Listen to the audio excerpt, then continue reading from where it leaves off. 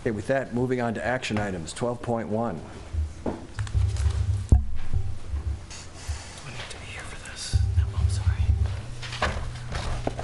Just starting the PowerPoint. Carry on. I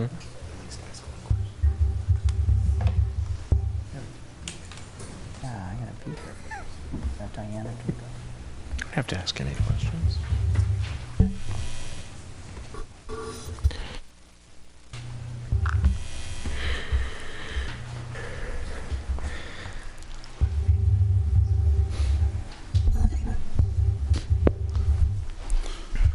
Good evening, Honorable Mayor, Vice Mayor, and Council members. My name is Larry Brooks. I'm the Director of Operations for the Alameda County Healthy Homes Department. I'd like to thank you for your time and consideration for this important issue that is on your agenda tonight, this issue of lead poisoning in our communities. Lead hazards in the home are an ongoing and serious problem, especially for our young children. And one of the Healthy Homes Department's primary responsibilities is the prevention of lead poisoning and the case management of lead-poisoned children in Alameda County. Let me see here. There we go. So, on this next slide, as you can see, we are the Healthy Homes Department, a multidisciplinary department of Alameda County that was born and created specifically to address lead poisoning in our communities. We have, for over 2 decades, of working on the best practices to prevent and reduce lead poisoning and to improve health outcomes by addressing housing conditions. As proud as I am of this department, I'm even more proud of this city and this city council, because we would not exist if not for the leadership of this city council. Back in 1991-92, the City Council of Emeryville joined the cities of Alameda, Berkeley, Oakland, and the county in establishing the nation's first Joint Powers Authority lead abatement district. This launched our evolution into what is considered a model program by many, including the National League of Cities, HUD's Office of Healthy Homes and Lead Hazard Control, the California Department of Public Health, Child Lead Poisoning Prevention Branch, the Environmental Protection Agency, and many more.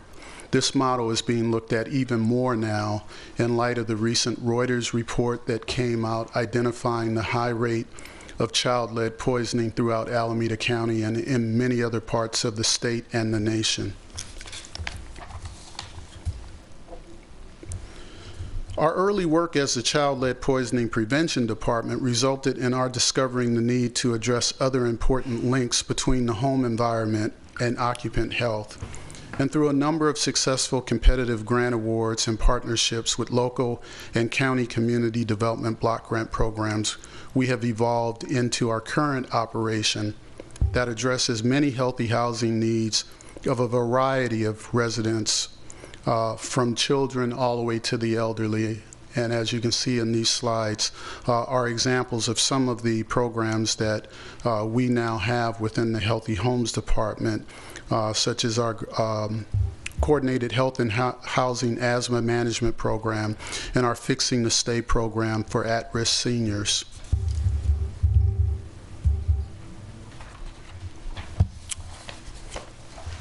Throughout our existence, we have worked on developing connections and partnerships within the city of Emeryville. Our connections include outreach and education, which for years your city has helped us to outreach our services to educate the public. A good example of that is the Anna Yates Elementary, which has been a great venue for us as far as reaching out to the Emeryville community, as far as sharing with them our services, educating them to issues related to health and housing. We've also had an excellent relationship coordinating with your building inspection department on healthy housing cases involving hazardous conditions. And within the private sector, we have had a great deal of cooperation, for example, with the Home Depot here in Emeryville to get out information about the Lead Hazard Control Grant. And of course, the Joint Powers Authority, as I mentioned before, Over the years, your council representatives on the Joint Powers Authority have been invaluable in their oversight of our programs, giving us recommendations regarding our operational goals and objectives. A good example of that is your Vice Mayor, John Botters, who was recently voted in by the other JPA directors as chairperson and is now helping to guide us in fulfilling our mission to prevent lead poisoning, which is why this proposal that he has presented on your agenda tonight is so important to us. We say our mission is prevention, but typically we find our department responding to poisonings here in Emeryville and throughout the county as opposed to preventing them. This is, for lack of a better word, tragic, and here's why.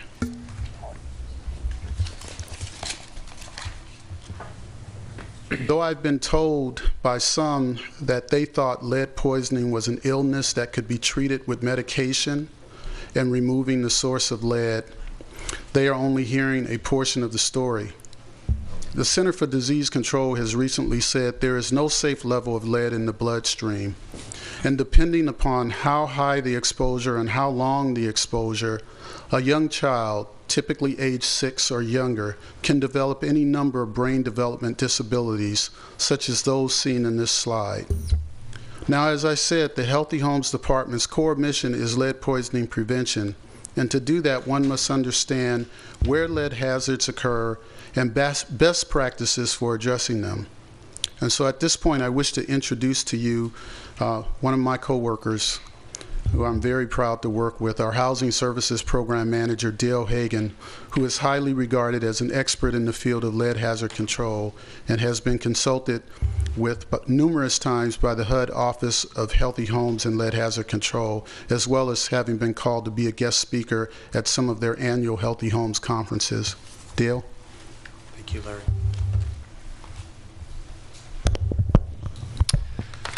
Let me learn how to run this here. There we go.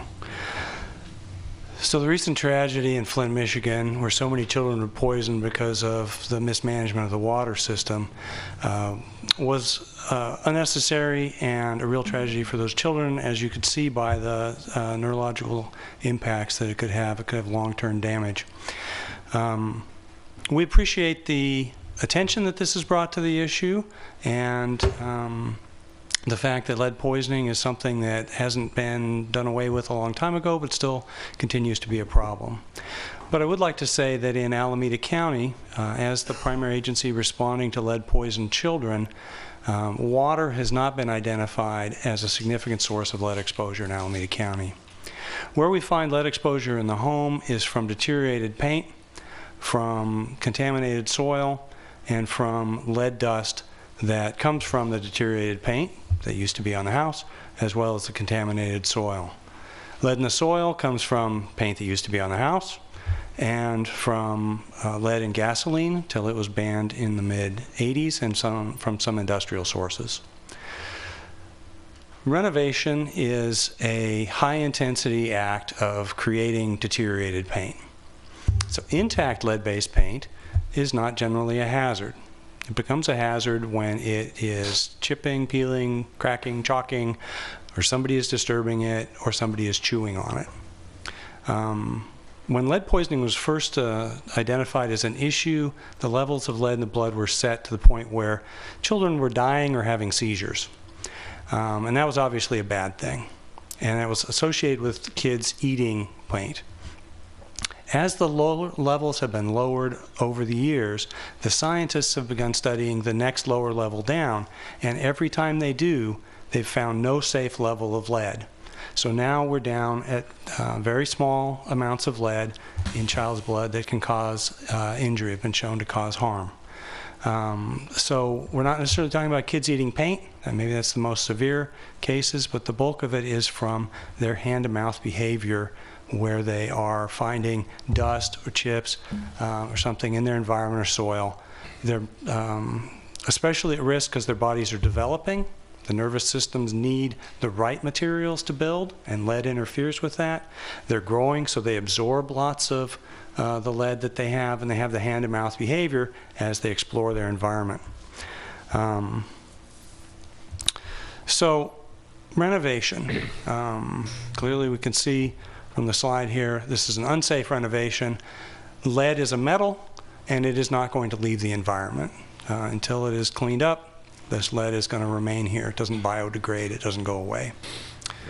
What we would like to see is lead-safe work practices become the standard of care throughout Alameda County, and we appreciate that Emeryville is looking at this issue.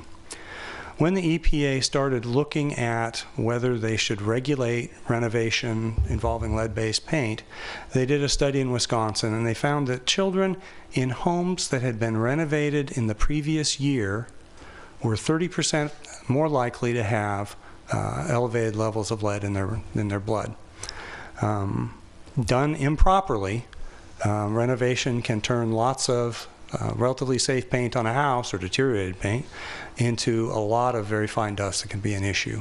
So these practices that we see on the slide: trained and protected workers, adequate containment to capture all the dust and chips, no use of prohibited practices that spread lead dust everywhere. I'd like to note too that renovation doesn't necessarily limit itself to property lines. So someone renovating a property next door can spread lead into their neighbor's yard, where it can continue. Cleaning verification, and then notification and record keeping to make sure the job is safe. The EPA's enforcement resources are very minimal. The country is divided up into a series of regions. We're in Region 9. They have 2 people to cover Region 9, which includes California, Arizona, Hawaii, Oregon, Washington, possibly New Mexico, Nevada, thank you. And so they have to focus on high-profile cases, something where they can make a splash in the media and really find somebody. What's lacking is the day-to-day protection of families in their homes and neighbors in their communities. I did want to talk a little bit about some of what it takes to become qualified to do this work. There is a registration with the EPA. There's a need to buy a HEPA vacuum and plastic and worker protection. And then there's a required renovator training for the person responsible for the job. We provide this training twice a year to Emeryville property owners for pre-78 residences. And it's free to those owners. Some homeowners would like to do the work themselves. Some rental property owners want to hire a contractor but want to know what to look for, so we provide that lead safety information to them. If they're going to become RRP renovators, then the certificate is an additional $75. And because we're offering the trainings, we also make it available to contractors and the general public for a slightly higher fee. And we actually have a training coming up at our offices on March 23rd, and it's an all-day training, and we have some slots available. So if anyone's interested, please let me know. And it's at our offices about 15 minutes down the road, and we have a shuttle and free parking.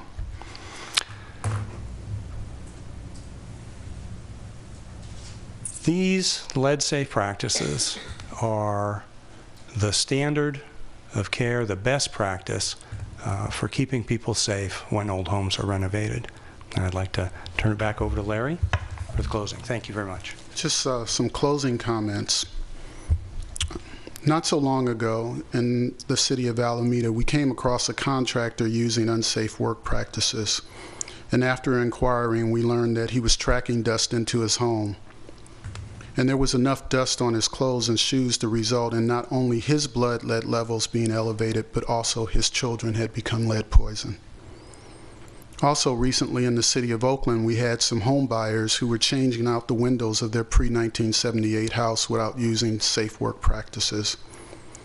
They came to us to learn how to do lead safe practices after learning from their medical provider that they had poisoned their children. Not so long ago, we also responded to a complaint about unsafe practices here in the city of Emeryville. Whenever we get a complaint such as this, what we do is we go and we educate the individuals who are doing the work, and we try to usher them into either our free trainings, or we point them in the direction where they can go and get the training from a private business so that they can then go back and complete the work in a lead-safe manner. And we make sure that they clean up the property that they're working on and make sure that they haven't contaminated their neighbor's property. What I'm trying to say here is that unsafe work practices are not restricted to just Emeryville. However, just as you became a model for the entire nation when you helped establish the Alameda County Joint Powers Authority and Lead Abatement District, with this proposal that you're considering, you can once again become a guiding light for other local jurisdictions in the state of California. This concludes our presentation. We open it up for any questions that you have. Thank you for listening.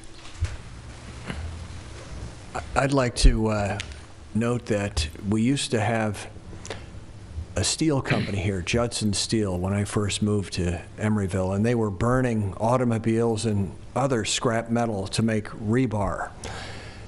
And the reason they were finally shut down was they demonstrated in their emissions a spray pattern of lead particles that spread over a lot of our city. And I'm sorry to say that my daughter was the recipient of some of those particles. Those particles are still with us probably in some of our soil around our city, and we just should be aware of this when we turn up soil and redevelop any areas that should consider testing our soils because of this past history. And we had a lot of industry in our city, so this is it's not just the paint, the paint was made here and lots of things were burned here. One of my biggest worries is that we've experienced, one of the wettest winters that I can remember or recent history. And we know that as these pre-1978 homes that have been painted over several times with new paint that is not containing lead, that over time, due to weather exposure, those layers begin to deteriorate, exposing the old pre-78 lead paint layers. And that gets rinsed into the soil. So that is one of the messages that we try to express to property owners in terms of the importance of maintaining, preserving their homes in such a state that those old layers are not exposed, because it will result in typically soil contamination as well. And Dale may be able to expound upon that if he so. Thank you. So, yeah, to talk about the soil, we don't have the technology to differentiate where the lead has come from, but industrial plumes have been an issue throughout kind of the industrial East Bay. And one of the things that we do is talk to urban gardeners and urban gardening groups about the need for you bringing in clean soil, using raised beds, and making sure that if their children are helping them, that they are working in clean soil and not directly contacting the contaminated soil. I have a couple of questions. Thank you very much for the presentation. Very informative. One of my questions is, when you do get complaints, where is it coming from? Is it from neighbors who are concerned? Who is and how did they get to the level of awareness where they know that there's a problem? It comes from neighbors who may have seen things on the news or through some of the events that we have come to the city to attend and share information about our program and services. So we try to attend health fairs, other types of community events throughout the county in order to spread the news in terms of lead safety. And the other thing is contractors who go through the training, who have learned the dangers of unsafe practices, when they're going through neighborhoods, if they see someone who is doing renovation work and having gone through the training, they can immediately tell if the person's doing it in a unsafe manner. They will call our general number and let us know, and we will try to respond as quickly as possible. And would you have any knowledge of what percentage of contractors in Alameda County have certified themselves? Good question. Dale, do we have any idea? No. Okay. Then no, we do not. And what's your sense in terms of, you know, the carrot and the stick for those who have gotten certification? What are their motivations besides wanting to keep people healthy? Mm-hmm. In terms of the carrot and the stick, being an old-time code enforcement officer myself, I used to like the idea of writing citations, but what we have learned in terms of addressing lead hazards is just making them aware of the impact that they're having on their customers, on the neighbors, the liability associated with that, the dangers that they create for themselves, as in the example of the contractor who ended up lead poisoning his own children. Mm. Usually that's enough. As a last resort, yes, we can try to take legal action, but we found that it has only been necessary in a few instances where we've actually even gone so far as to have to seek prosecution through the county district attorney's office to get someone to come into compliance to correct their lead hazards. And what do you have any knowledge about what sort of costs are involved to bring a project into compliance? Is it a percentage of a total project generally, or? Oh, Dale, we're talking lead hazard control grants here. So there are some startup costs. The individual certification and the firm certification are good for 5 years, and if you include time spent in the training, that could be $700-800 to start. HEPA vacuum prices have gone down significantly over the last 10 years. Those good commercial quality ones are available for $400 or $500. The plastic and the personal protection items are something that they have to reuse for an individual job. And the actual costs do vary somewhat depending on the severity of the situation, how much demolition that you're doing, how much plastic do you need. But the cost is probably somewhere on the order of from 0.5% to maybe 3% of the cost of the job, depending on the nature of the job. And in terms of contractor motivations, I was just at an event last weekend, and someone came up interested in the training. They said, I'm a painter, and my clients are constantly asking me about the RRP requirement. How can I get trained? So I gave him my information, and hopefully we're going to see him on the 23rd. So they do see an advantage to it. And some of the practices, such as using containment and keeping the job site clean, also are an advantage just in terms of marketing and customer satisfaction as well. Thank you. Oh, good. Okay, good question. So to make a plug. So Larry mentioned that we have lead hazard control grants. Right now, we have funds from the U.S. Department of Housing and Urban Development's Office of Lead Hazard Control to do lead hazard control work in pre-1978 housing to address lead hazards for low-income families, with an emphasis on families where there's children under 6. This is available to both owner-occupants with young children and to rental property owners as well, and we have up to $10,000 per unit, not including the cost of the lead testing, which we provide. And they will be, when they're done, the lead hazards will be addressed, and we will have done a clearance evaluation that we provide to them to show that the lead hazards have been treated. Thank you very much. Thank you. So this is pretty much an information item. That one is, yeah. Okay, the next item, 12.2.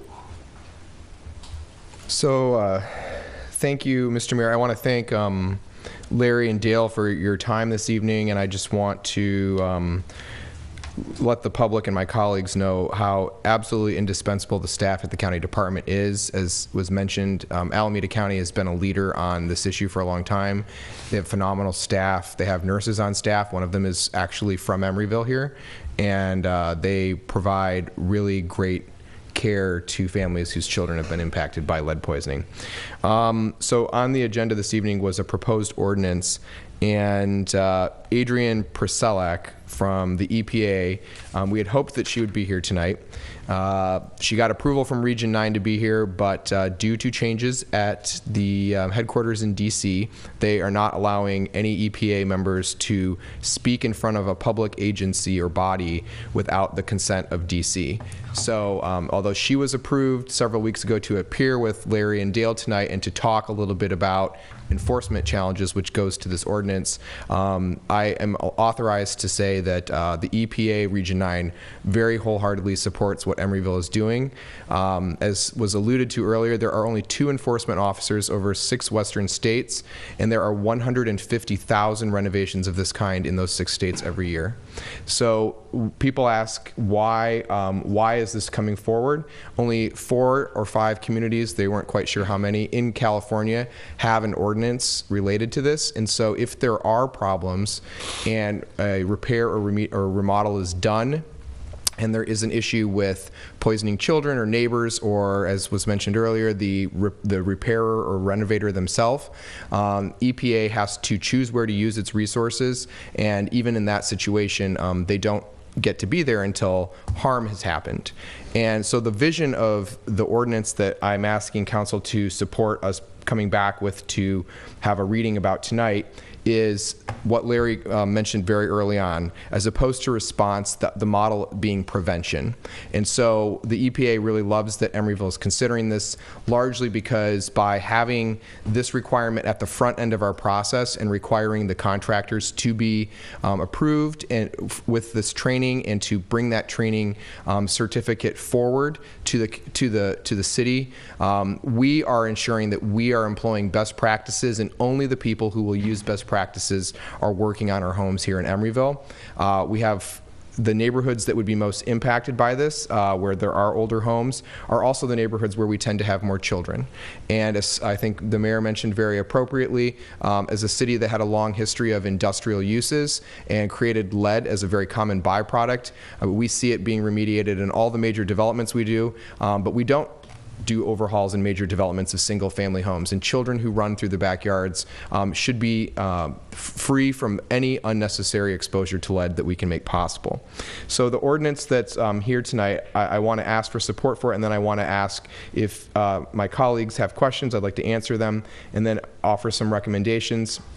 The ordinance is very straightforward. It essentially formally adopts the EPA provisions without any changes to what those provisions are related to the RRP rule, but it also requires that pursuant to what the code official, the code officer here in the city of Emeryville would set up for an application, that any person coming to submit an application to renovate or repair a structure covered by this ordinance would have to sign a sworn written statement identifying that the persons and renovators and work practices related to the renovation will be compliant with the RRP rule, and submit a copy of the certifications for those individuals to the code inspector prior to the permit to do the work being issued.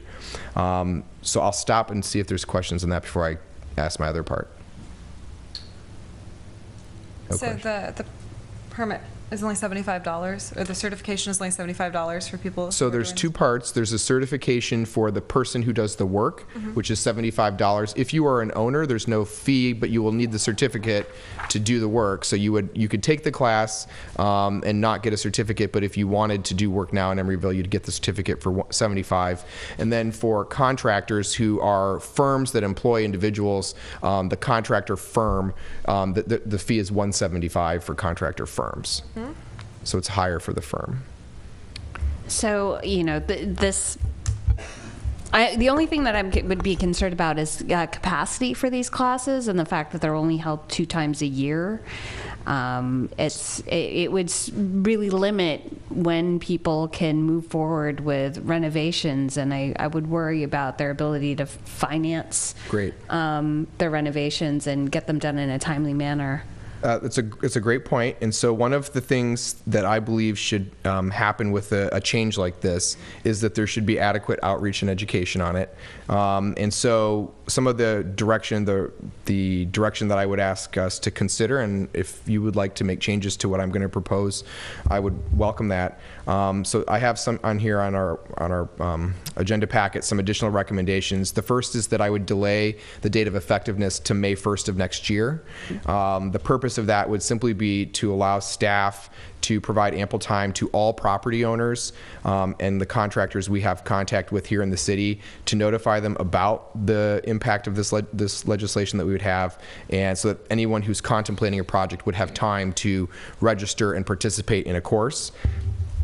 And then further direction that we would provide explicitly that any renovation of a structure covered by this ordinance and was received prior, an application that was received prior to the date of effectiveness be exempted from this requirement. So if somebody came in and filed an application, let's say in January, but they haven't actually pulled the permit and their construction hasn't happened and the effectiveness date happens, we don't pull that person into this requirement suddenly. So anyone who's already started their work and may have not gotten to the actual renovation part would still be exempted from this ordinance for the whole next year, basically.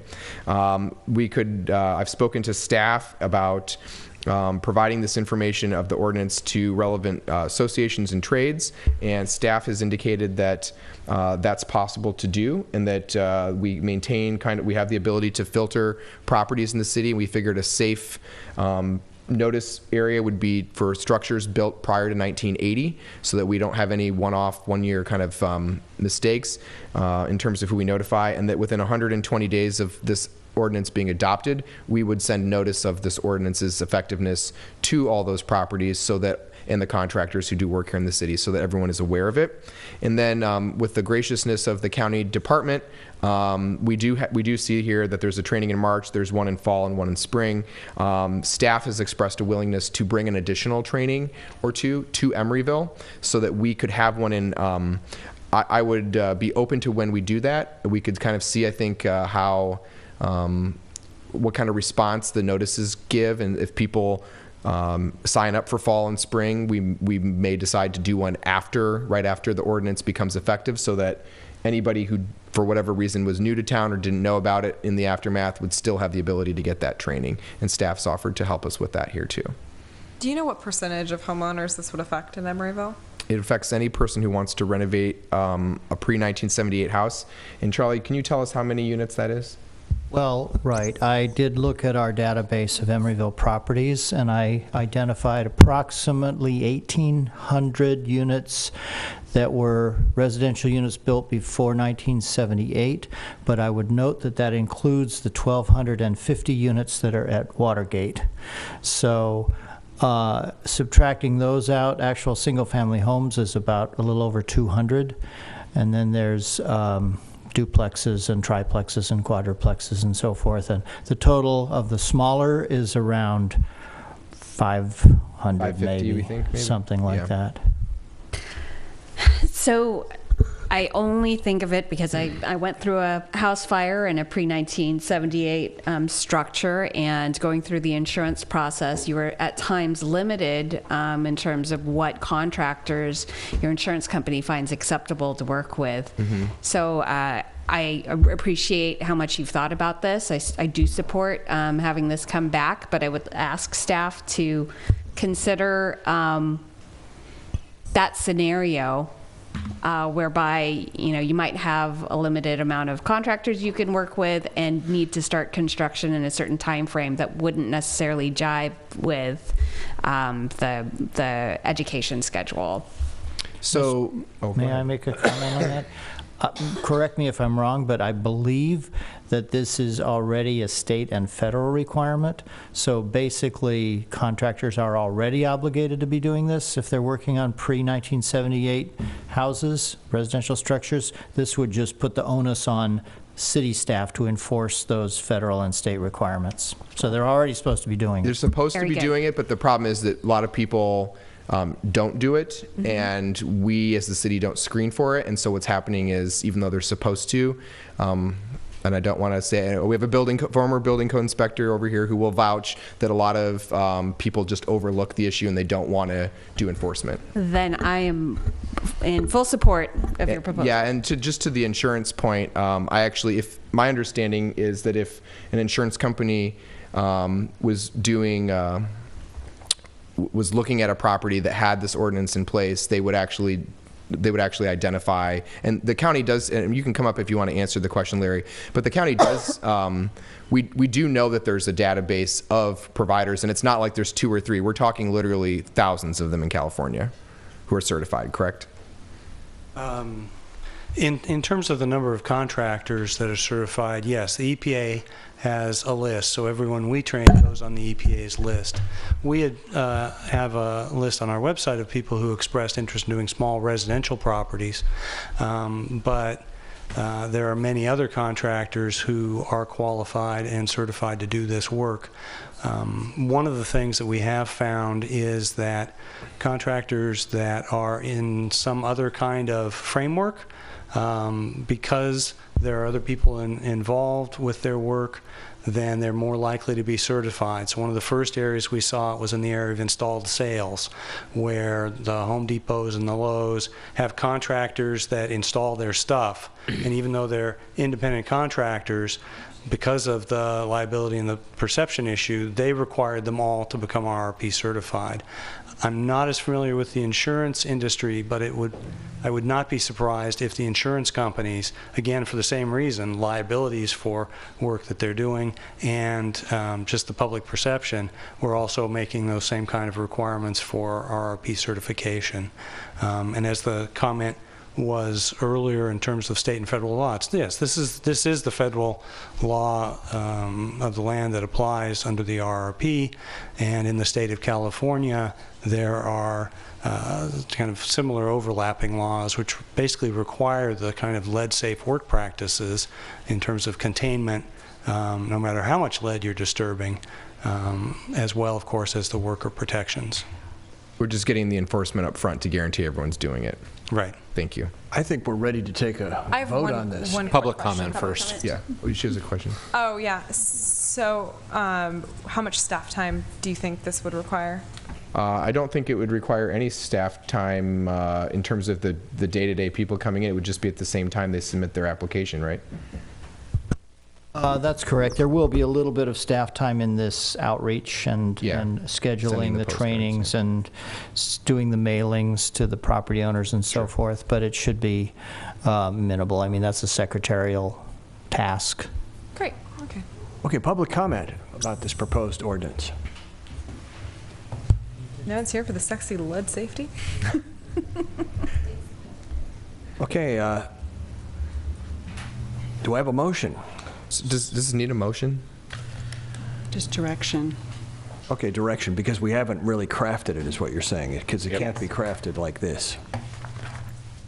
And I think we're all in agreement that they get the Yes. direction.